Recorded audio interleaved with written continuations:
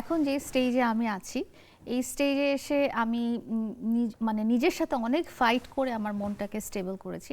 তুমি যেটা বলেছো যে আমি অনেক ইমোশনাল, অনেক কেয়ারিং, অনেক লাভিং, হ্যাঁ সেটা আমি 9 মাস ধরে আমি ওর জন্য ছিলাম, ওর জন্য কেয়ারিং ছিলাম এবং সবসময় বলে আসছি যে ও ফিরে আসলে আমার বাসার দরজা খোলা। বাট আমি আমার অনেক কাঠখড় পোড়াতে হয়েছে আমার মনটাকে ওর কাছ থেকে ডাইভার্ট করে আনার জন্য।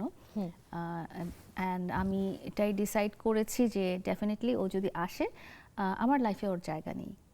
আচ্ছা, তার মানে মামুন যদি ফিরে আসে, লায়লা বলছে যে লায়লার কাছে, লায়লার হৃদয়ে মামুনের জন্য কোনো জায়গা নেই। একটা সিদ্ধান্ত যে পৌঁছেছো, আসলে এটাও একটা বড় ব্যাপার যে তুমি একটা সিদ্ধান্তটা নিতে পেরেছো, একটা দোদুল্যমানতায় না থেকে যে একটা সেটেলমেন্ট হোক, আমার খুলে আমি রাইট নয়তো লেফট যে কোনো একটাতে যাব। Fine, congratulations. ওর কাছে আমার সবকিছুই মিথ্যাই মনে হবে, কারণ সেও মুভ অন করতে যাচ্ছে। ওর কাছে হয়তো আমি যেটা বলেছি, যেটা বলিনি, যাই হোক না কেন, সবকিছুই হয়তো ওর কাছে মিথ্যাই মনে হবে, বা মিথ্যা মনে না হলেও সে এক্সপ্রেস করবে যেটা মিথ্যা ছিল, আমাকে ধোঁকা দেওয়া হয়েছে। এটাই হয় আসলে ব্রেকআপের পরে।